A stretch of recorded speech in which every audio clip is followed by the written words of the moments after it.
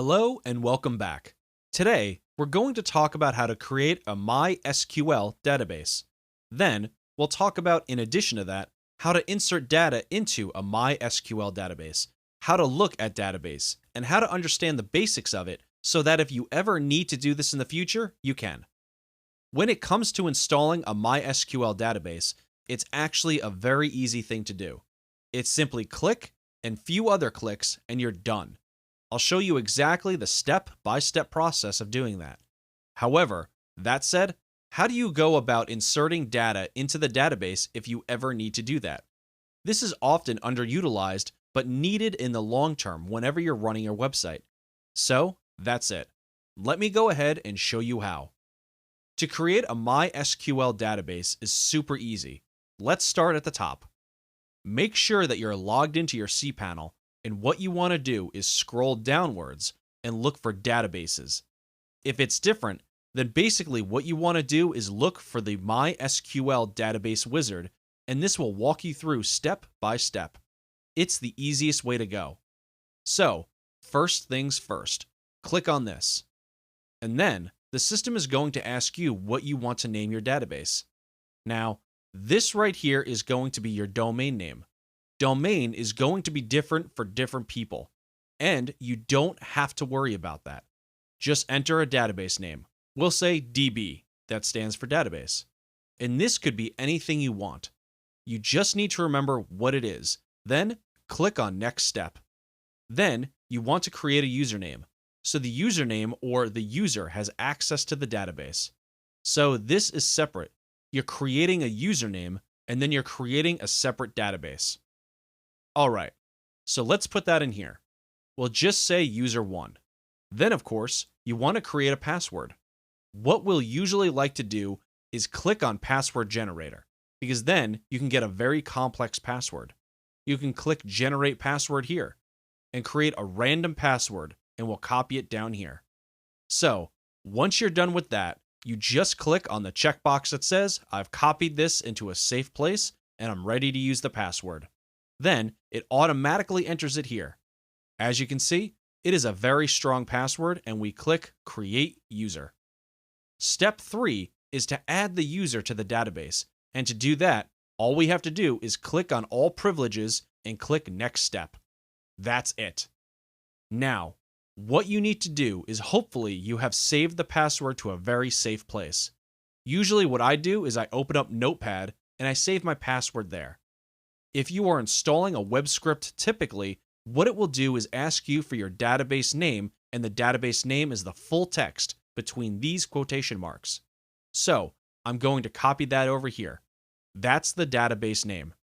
I usually do db equals this, and then the user equals this, and keep that in a safe place. As you can see, that's how easy it is to create a MySQL database.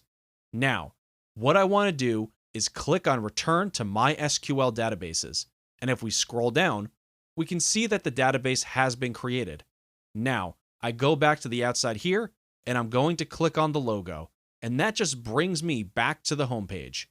I'm going to go back down and look for PHP MyAdmin.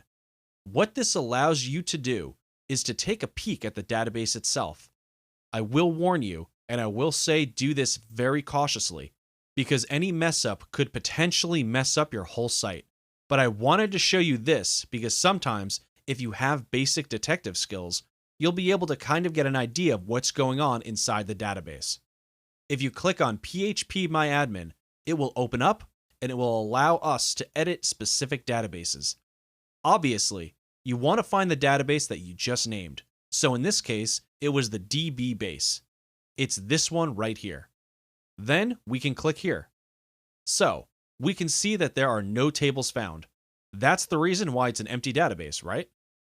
But let's say, for example, that we choose a different database that has data inside of it.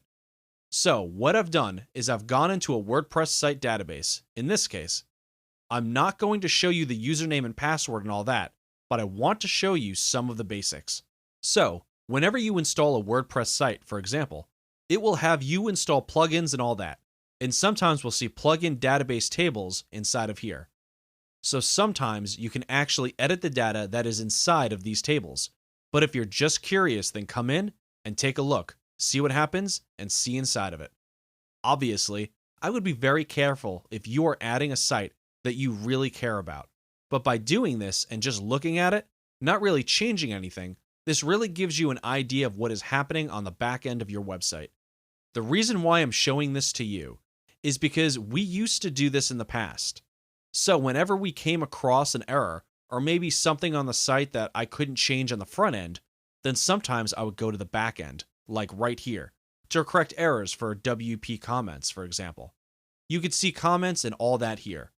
So what I'm showing, you can actually replace existing data with data that you want. And just coming through here and being able to see what's happening on the back end really shows you to see what is happening on your site. This is very useful to know, especially if you get locked out of your website and you have to change your username and password and it just won't let you in. So what you could easily do is you can come down here and go under users and then just change the password inside here. That's why I'm showing you this, because there are potential opportunities in the future. If something bad happens, you could potentially come in and get things fixed. But obviously, if you don't know what you're doing, then you will need to consult someone that does. Hopefully, that gives you a better understanding on how MySQL databases work when you create them. Then, when things begin to populate, everything happens right here.